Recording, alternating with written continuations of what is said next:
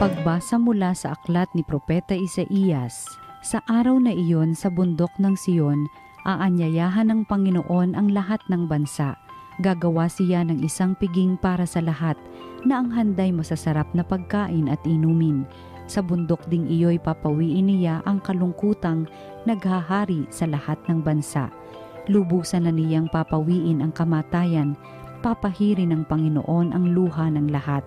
Aalisin niya sa kahihiyan ang kanyang bayan.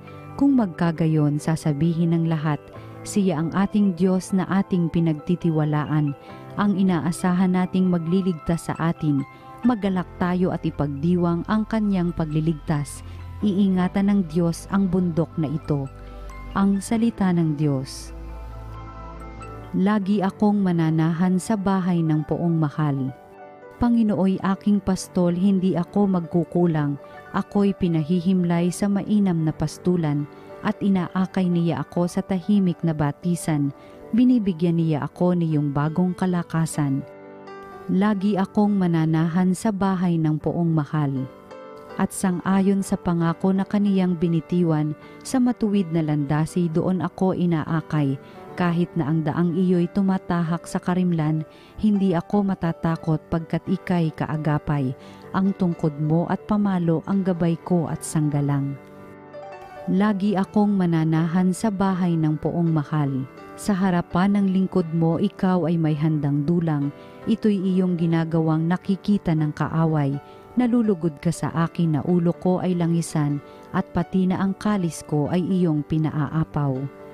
Lagi akong mananahan sa bahay ng poong mahal. Tunay na ang pag-ibig mo at iyong kabutihan sa akit tataglayin habang ako'y nabubuhay. Doon ako sa templo mo lalagi at mananahan. Lagi akong mananahan sa bahay ng poong mahal. Ang mabuting balita ng Panginoon ayon kay San Mateo. Noong panahong iyon, nagbalik si Jesus sa tabi ng lawa ng Galilea, at siya'y umahon sa burol at naupo. Nagdatingan ang napakaraming tao na may dalang mga pilay, bulag, pingkaw, pipi at marami pang iba. Inilagay nila ang mga may sakit sa harapan ni Jesus at kanyang pinagaling sila. Namangha ang mga tao nang makita nilang nagsasalita na ang mga pipi, gumaling na ang mga pingkaw, nakalalakad na ang mga pilay at nakakikita na ang mga bulag. At nagpuri sila sa Diyos ng Israel. Tinawag ni Jesus ang kanyang mga alagad at sinabi, "Nahahabag ako sa mga taong ito, sapagkat 3 araw na ngayong kasama ko sila at wala na silang makain. Hindi ko ibig na sila'y paalising gutom, baka sila mahilo sa daan." At sinabi ng mga alagad, "Saan po tayo kukuha rito ng tinapay na makasasapat sa gayong karaming tao? Ilan ang tinapay ninyo riyan?" Tanong ni Jesus sa kanila. "7 po," sagot nila. "At ilang maliliit na isda?" Ang mga tao'y pinaupo ni Jesus sa lupa. Kinuha niya ang 7 tinapay at ang mga isda at nagpasalamat sa Diyos. Pagkatapos, pinagpira-piraso niya ang mga iyon at ibinigay sa mga alagad para ipamahagi sa mga tao.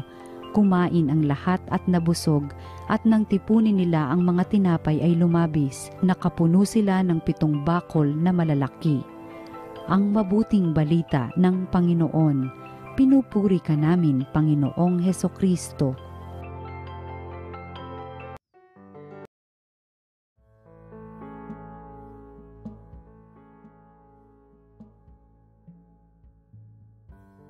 Alam niyo po, itong pong Adbento ay simula ng ating pag-antabay sa pagdating ng mananakop, ang ating tagapagligtas, si Jesus ng ating buhay.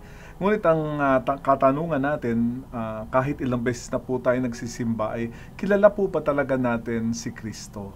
Handang-handa na po ba tayo na papasukin na si Kristo sa ating buhay? Excited ba talaga tayo sa pagdating ng Panginoon sa ating buhay? Mga kapatid, ito po ang tunay na tatak ng pagiging isang Kristiyano.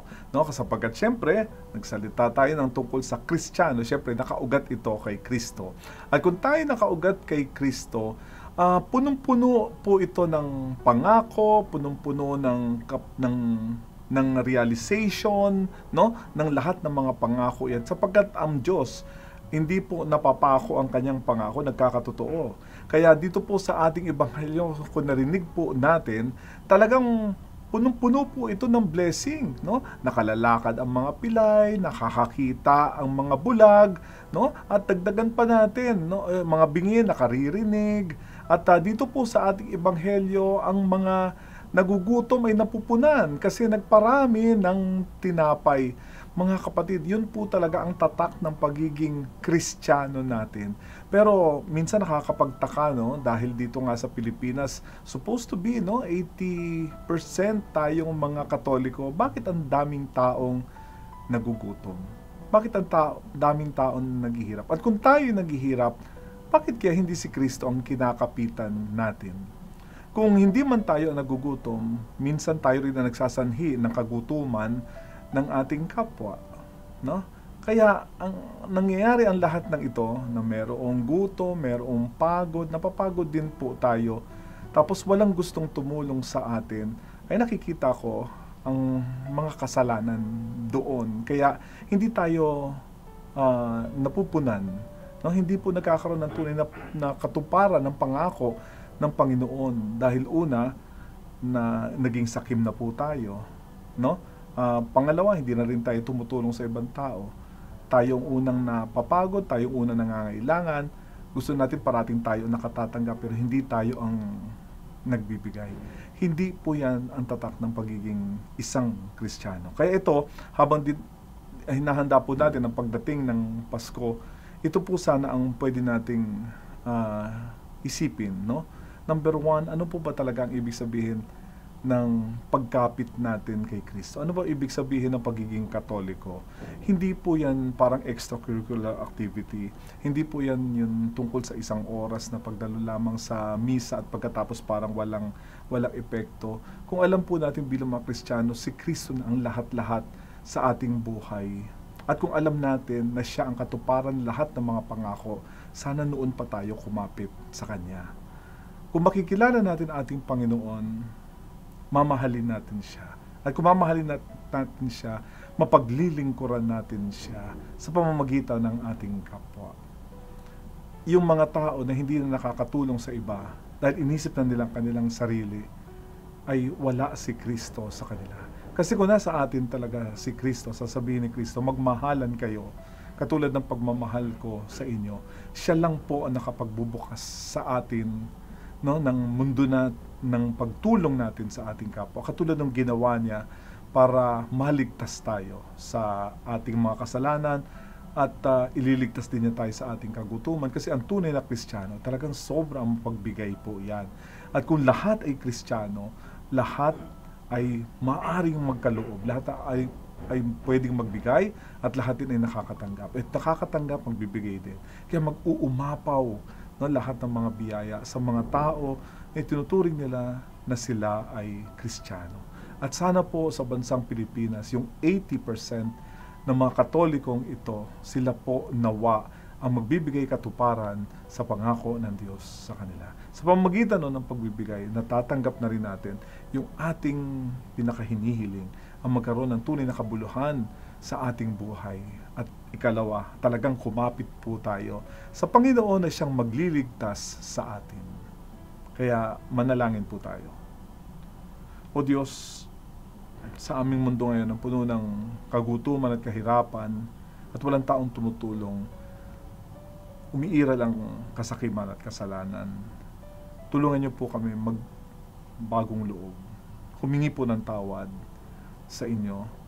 Gayahin kayo, matutunan kayo ang inyong mga turo, ang inyong buong pagka-Diyos at pagkatao ay maisabuhay nawa namin sa aming sarili. At tulungan niyo rin po kami magkaloob ng aming buhay sa kabubuti ng aming kapwa. Hinihiling po namin ito sa pamamagitan ni Jesucristo, ang aming Panginoon. Amen.